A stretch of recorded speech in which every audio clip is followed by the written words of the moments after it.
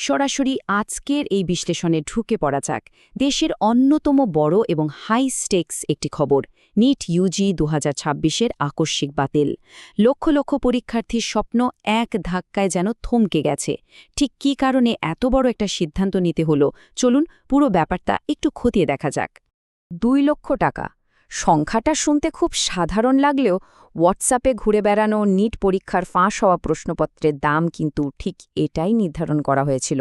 ভাবা যায়, মাত্র ২ লক্ষ টাকার বিনিময়ে দেশের ভবিষ্যৎ আর এত এত শিক্ষার্থীর হাড় ভাঙা পরিশ্রম স্রেফ স্মার্টফোনের স্ক্রিনে বিক্রি হয়ে যাচ্ছিল। ১ নম্বর, নিট ইউজি ২০২৬ পরীক্ষা বাতিল। ন্যাশনাল টেস্টিং এজেন্সি বা এনটিএ একেবারে স্পষ্ট জানিয়ে দিয়েছে যে গত ৩ মের পরীক্ষাটা পুরোপুরি বাতিল। যারা দিনরাত এক করে পড়েছেন তাদের জন্য খবরটা আক্ষরিক অর্থেই হৃদয় বিদারক। তবে এনটিএর দিক থেকে যুক্তিটা হল শিক্ষার্থীদের বৃহত্তর স্বার্থ। রাজস্থানে প্রশ্ন ফাঁসের যে ভয়াবহ অভিযোগ উঠেছে, তারপরে এই পরীক্ষাটা বাতিল না করলে পুরো দেশের মেডিকেল এডুকেশন সিস্টেমের মেরুদণ্ডটাই ভেঙে পড়ত। বৃহত্তর ক্ষতি এড়ানোর জন্যই নাকি এই কঠিন পদক্ষেপ নিতে তারা বাধ্য হয়েছে। ২. প্রশ্ন ফাঁসের অন্তরালে। পুরো টাইমলাইনটা একবার লক্ষ্য করা যাক। ৩ মে পরীক্ষার দিনই রাজস্থান থেকে প্রথম ফাঁসের খবরটা আসে। এরপর ৭ মে এনটিএকে এই ব্যাপক অনিয়মের বিষয়ে সতর্ক করা হয়। আর ঠিক ২৪ ঘণ্টার মধ্যে মানে ৮ মে এনটিএ সরাসরি স্বরাষ্ট্র মন্ত্রকের দ্বারস্থ হয় এবং পুরো পরীক্ষাটাই বাতিল ঘোষণা করে। এ থেকেই পরিষ্কার বোঝা যায় পরিস্থিতি কতটা দ্রুত হাতের বাইরে চলে গিয়েছিল। সবচেয়ে শকিং ব্যাপার হল, এটা কিন্তু পরীক্ষা শুরুর ১০-১৫ মিনিট আগের ঘটনা নয়, বরং পরীক্ষার্থীরা হলে ঢোকার প্রায় ৪৮ ঘণ্টা আগে থেকেই হোয়াটসঅ্যাপে এই প্রশ্নপত্র এক হাত থেকে অন্য হাতে ঘুরছিল। রীতিমতো ২ দিন আগে থেকে পুরো ব্যাপারটা ফাঁস হয়ে বসে আছে। আর প্রমাণের কথা যদি বলতে হয়, তবে সেটা একেবারে অকাট্য। তদন্তে দেখা গেছে ফাঁস হওয়া ওই প্রশ্নপত্রের সাথে মূল পরীক্ষার ৬০০ থেকে ৭০০ নম্বরের হুবহু মিল।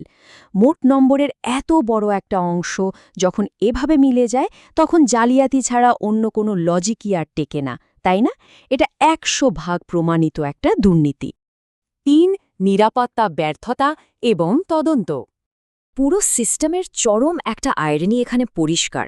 একদিকে ছিল কোটি কোটি টাকা খরচে তৈরি হাইটেক সিকিউরিটি, যেমন জিপিএস ট্র্যাকড ট্রাক, লকার রুমে এআই সার্টিফাইড সিসিটিভি ক্যামেরা, আর অন্যদিকে গ্রাউন্ড রিয়ালিটিটা কি?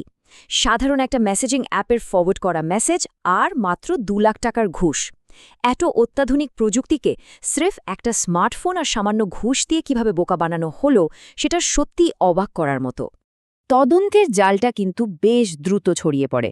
প্রথমে রাজস্থান পুলিশের এসওজি তদন্ত শুরু করলেও খুব তাড়াতাড়ি বোঝা যায় যে এটা কোনো লোকাল ব্যাপার নয়। একেবারে কেরালা থেকে রাজস্থানের শিকার পর্যন্ত বিশাল একটা আন্তঃরাজ্য নেটওয়ার্ক বেরিয়ে আসে। এমনকি উত্তরাখণ্ডের দেরাদুনেও এর শিকড় মেলে।